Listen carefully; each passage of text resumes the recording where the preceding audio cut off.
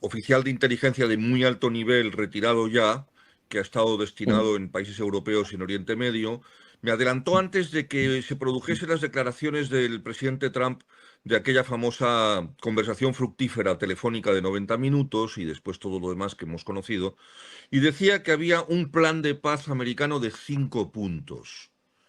Y esto se ha confirmado completamente. El primero era un alto el fuego, y vimos que matizó muy claramente, porque justamente alto el fuego es lo que quiere imponer Estados Unidos para que después se negocie la paz. Primero un alto el fuego, y eso es lo que no quiere justamente Zelensky, y era una de las críticas más ácidas que le hacía justamente tanto Trump como J.D. Vance. Lo segundo era las elecciones inmediatas, con lo cual se estaban subiendo al carro de... de insinuar la ilegitimidad de Zelensky, cuando sabemos que durante la guerra no se celebran elecciones. En el Reino Unido no hubo elecciones entre el año 35 y el año 45, y nadie puede poner en duda que el Reino Unido es una democracia absoluta, ¿verdad? Y que en consecuencia el gobierno de Churchill y de sus predecesores, hasta que él llegó a la jefatura de gobierno, no eran tan legítimos como los anteriores al 35 o los posteriores al 45. La cuarta era que se descartase. La tercera, Gustavo.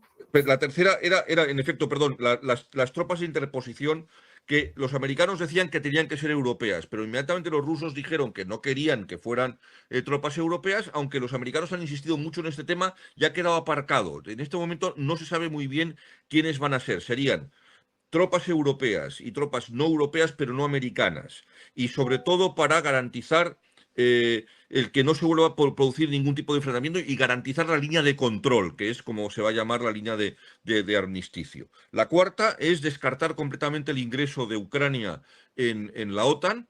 Los rusos siguen, y eso voy a ir ahora, exigiendo la desmilitarización y la finlandización de Ucrania, es decir, que sea neutral. Lo que no puede hacer Estados Unidos es imponerle a la Unión Europea que Ucrania no ingrese en la Unión Europea. Sí puede vetar el ingreso de Ucrania en la OTAN. Y la quinta es justamente el tema de las tierras raras. Por lo tanto, hemos visto que todo eso se ha confirmado de manera extraordinaria. Hace poco, de vez en cuando participo en televisiones, en debates televisivos en las televisiones de Asia Central. Unas son más prorrusas y otras lo son más neutrales.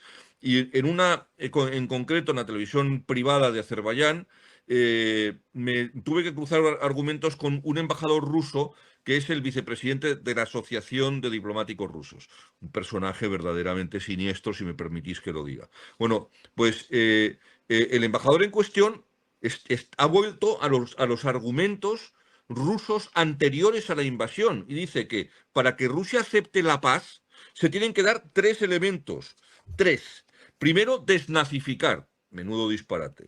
Segundo, desmilitarizar y neutralizar, es decir, que no tenga ejército Ucrania y que se convierta en una especie como de estado amorfo, incapaz de defenderse si algún día Rusia se le ocurre volver a servirse de territorio, personas. No olvidemos que se han llevado niños a Rusia, o recursos naturales. Y por último, volver, y cito textualmente, a la normalidad.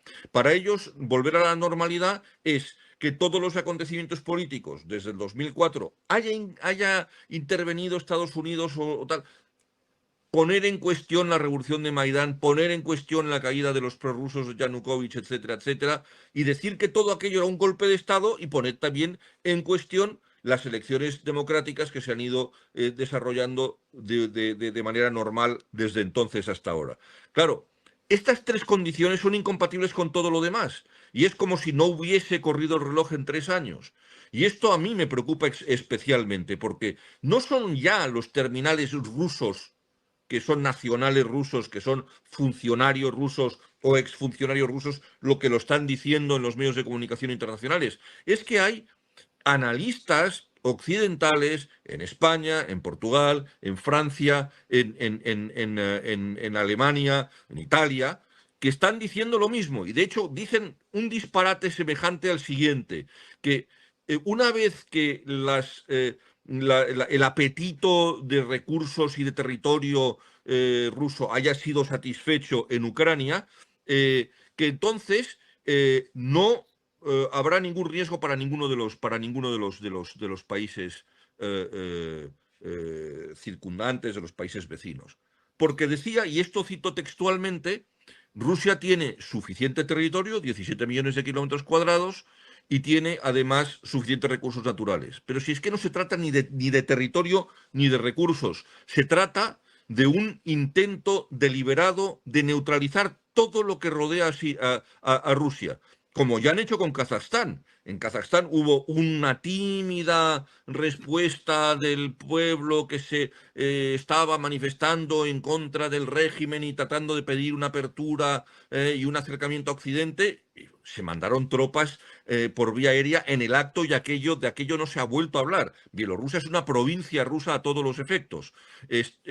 Estamos viendo lo que está ocurriendo en Turkmenistán y estamos viendo lo que está ocurriendo en Armenia, que en Armenia en este momento es un aliado ruso sin ninguna duda. Cuando dos países neutrales, con una larguísima tradición, bueno, uno neutralizado y el otro neutralista, porque en el ADN, en el carácter esencial nacional de los suecos, estaba ese ser neutral, muy caro, por cierto, porque para ser neutral, de verdad, hay que tener un ejército extraordinariamente potente, como es el caso de Suecia, y también Finlandia, por cierto, para cambiar su ADN nacional de neutral a miembro de la OTAN, ¿qué clase de riesgo habrá sentido Suecia, un país irreprochablemente democrático y serio como lo es, o Finlandia? Que por cierto, y siempre lo recuerdo en las intervenciones, Finlandia es el único país que ha derrotado en una guerra convencional a los soviéticos en la guerra que empieza en noviembre del 39 y que culmina en marzo del 40, y es una de las razones por las cuales Rusia justamente impone la finlandización, es decir, la neutralización de Finlandia, que el término es inventado por la CDU alemana en los años 60, justamente en unos términos extraordinariamente peyorativos. Y estamos volviendo, en efecto, a la historia. Y a mí lo que me preocupa es que incluso profesionales de la diplomacia, compañeros míos, a los que tengo un respeto enorme, están utilizando algunos de los argumentos que estos terminales rusos están empleando de manera machacona. Por ejemplo, y lo decía al principio, que no hay una diferencia real entre Rusia y Ucrania. Si es que el problema ni siquiera está ahí.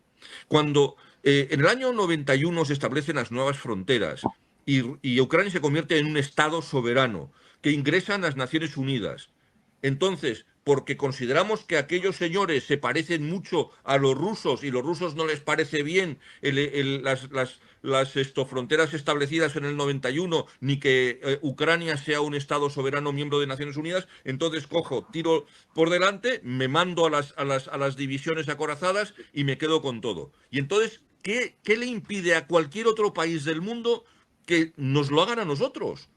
Que nos lo hagan a nosotros en España, Ceuta, Melilla, las Baleares, Canarias, a Francia que le quiten Córcega o Cerdeña, o a Italia que le quiten Lampedusa o Sicilia. ¿Quién se lo impide? ¿Quién le impide a Turquía invadir las islas griegas que están pegadas a la costa turca? Todo esto es un perfecto disparate. Y además está abriendo una caja de Pandora que va a ser casi imposible cerrar.